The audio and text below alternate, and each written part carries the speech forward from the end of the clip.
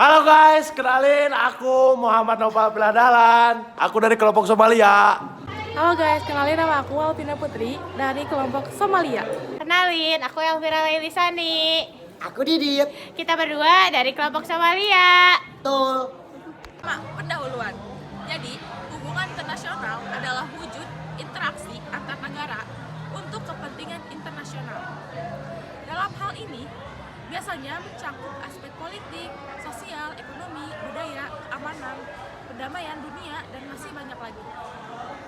Sedangkan dalam Kamus Besar Bahasa Indonesia (KBBI), hubungan internasional adalah cabang ilmu yang di dalamnya mempelajari relasi, interaksi, dan komunikasi antar negara. Jadi, bisa disimpulkan bahwa hubungan internasional itu merupakan bentuk interaksi antar negara, baik itu secara individu atau kelompok. Di era globalisasi merupakan era di mana terjadi percepatan pergerakan dalam pertukaran banyak hal, mulai dari manusia, barang, jasa, hingga praktik budaya. Maka dari itu, hubungan internasional menjadi salah satu komunikasi yang penting bagi Indonesia di era globalisasi. Negara yang perlu menjalin hubungan dengan negara lain untuk berbagai kepentingan. Selanjutnya ada isu globalisasi. Isu globalisasi adalah setiap peristiwa atau wacana yang mampu menyita perhatian masyarakat global.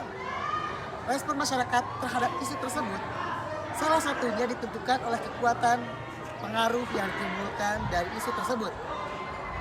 Isu global merupakan suatu yang memang ada, yang terjadi sebagai akibat perkembangan kehidupan manusia. Bangsa maupun negara, isu global bukan hanya untuk diketahui, melainkan harus dicari jalan keluarnya atau solusi agar tidak menimbulkan dampak negatif yang lebih luas pada kehidupan bermasyarakat. Tiga contoh konflik internasional. Konflik berkepanjangan Rusia dan Ukraina memberikan dampak bagi dunia. Dampak yang paling besar dan berpengaruh terhadap kestabilan dunia diantaranya adalah yang pertama, komoditas melambung. Harga minyak dan gas telah melonjak akibat kekhawatiran pasokan karena Rusia adalah salah satu produsen dan pengekspor bahan bakar fosil terbesar di dunia.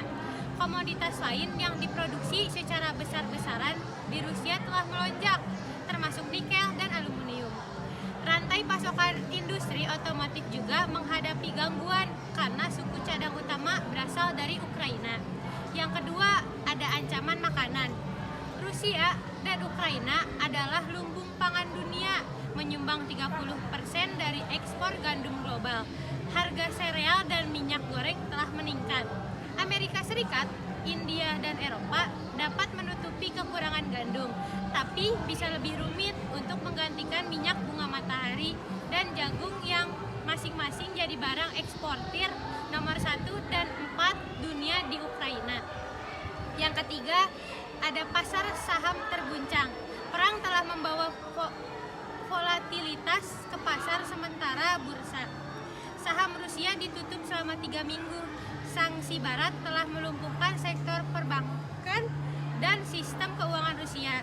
Sementara rubel telah menurun. Rusia sekarang menghadapi risiko gagal bayar utang untuk pertama kalinya dalam beberapa dekade. Yang selanjutnya, perdagangan internasional. Perdagangan internasional adalah kegiatan atau aktivitas ekonomi yang melibatkan dua negara atau lebih dengan tujuan untuk memenuhi kebutuhan masyarakat negara tersebut. Perdagangan internasional adalah tempat dilakukannya pertukaran barang dan jasa dalam skala yang luas.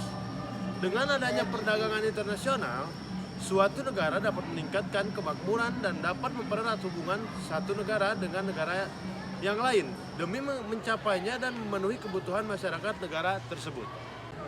Dampak positif dari perdagangan internasional itu ada 5. Yang pertama adalah mendorong pertumbuhan ekonomi. Dampak positif dari perdagangan internasional adalah mendorong percepatan pertumbuhan ekonomi di suatu negara. Dengan adanya perdagangan internasional, permintaan dan penawaran ekspor produk untuk negara lain akan semakin meningkat. ini akan meningkatkan perekonomian negara juga. Contohnya, berkembangnya industri tekstil, kerajinan, udang, kopi, karet, dan lainnya. Yang kedua, menjadi sumber devisa negara. Dampak positif dari perdagangan internasional adalah menambah sumber devisa negara. Devisa adalah sumber valuta asing sebagai alat pembayaran dari perdagangan internasional antar negara. Tidak semua mata uang negara lain dinyatakan devisa, tetapi hanya jika mata uang tersebut dijadikan sebagai alat tukar barang atau jasa negara. Yang ketiga, ada meningkatkan kemakmuran negara. Hal tersebut dapat menjadi indikator bahwa kemakmuran di sebuah negara juga meningkat. Adanya perdagangan internasional ini membuat kemakmuran bagi setiap pelaku ekonomi di sebuah negara. Para produsen akan makmur dengan jika profitnya meningkat dengan cara menjual barang dan jasanya ke berbagai negara dengan sedikit hambatan tarif maupun non-tarif.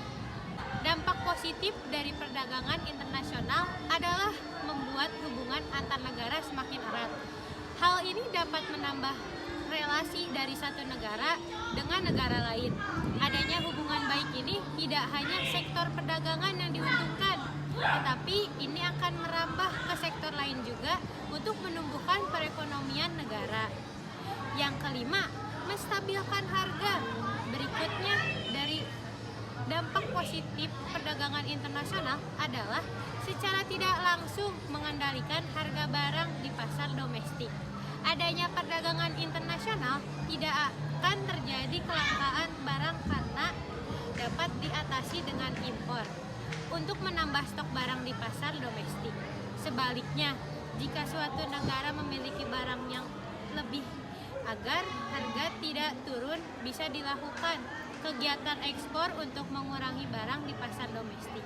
Dengan hal ini, harga akan tetap stabil dan masyarakat tidak kesulitan untuk mendapatkannya. Dampak negatif.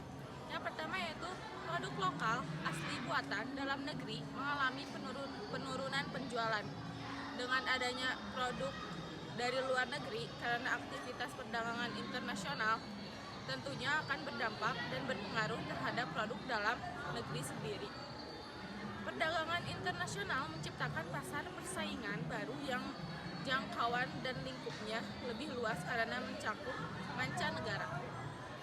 Yang kedua, cenderung ketergantungan pada negara-negara maju. Dampak negatif perdagangan internasional berikutnya yang disebabkan karena adanya perdagangan internasional adalah munculnya ketergantungan negara miskin atau negara berkembang pada negara maju.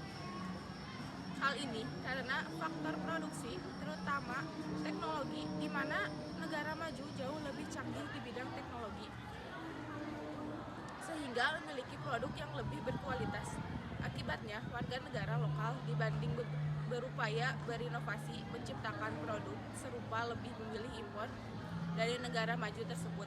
Yang ketiga, munculnya penjajahan ekonomi dari negara lain. Dampak negatif lainnya yang hadir secara tidak disadari adalah negeri sendiri akan dijajah secara ekonomi oleh negara lain. Ketika produk dalam negeri tidak mampu mengimbangi pasar dan penjualan barang impor dari luar negeri, pada akhirnya produk buatan Indonesia sendiri akan tersisih dan tidak laku di pasaran. Yang selanjutnya adalah munculnya eksploitasi SDA dan SDM. SDA adalah sumber daya alam, sedangkan SDM adalah sumber daya manusia. Karena adanya perdagangan internasional, industri nasional akan berusaha untuk bersaing dengan industri dari negara luar dengan berbagai macam cara. Persaingan ini menciptakan ambisi dan pada akhirnya berakibat dan berefek pada bangsa sendiri. Para pemilik usaha di Indonesia akan melakukan eksploitasi terhadap sumber daya alam dan sumber daya manusia tanpa memikirkan dampaknya bagi Indonesia dan kerugian yang akan dihasilkan nantinya. Yang selanjutnya adalah menyebabkan turunnya nilai mata uang.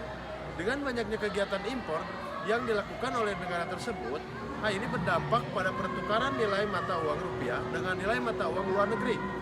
Dampak negatif dari pertukaran mata uang tersebut menyebabkan turunnya nilai mata uang rupiah. Poin selanjutnya adalah tentang perubahan iklim.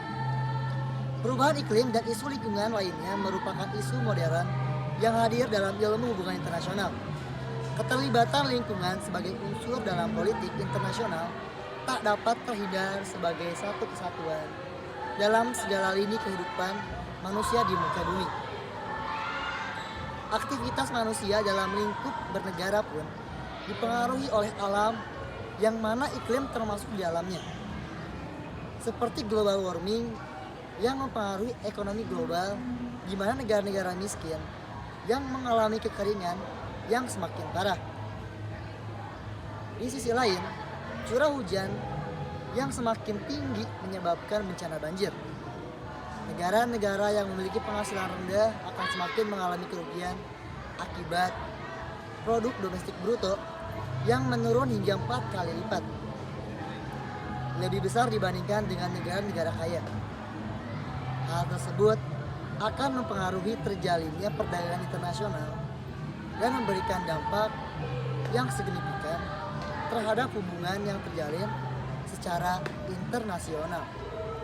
Kesimpulannya adalah hubungan internasional akan menciptakan hidup yang berdampingan yang berlangsung secara damai dalam bernegara dengan adanya penyelesaian masalah yang dilakukan secara damai dan diplomatis untuk membangun solidaritas serta sikap saling menghormati antar bangsa. Masyarakat merupakan engine penggerak hubungan internasional, aktor utama dalam terselenggaranya sebuah hubungan. Jadilah masyarakat sipil yang bekerja sesuai dengan visi dan misinya dalam penyelenggaraan perdamaian serta hubungan antar bangsa dan generasi penerus. Sekian kelompok kami. Wassalamualaikum warahmatullahi wabarakatuh.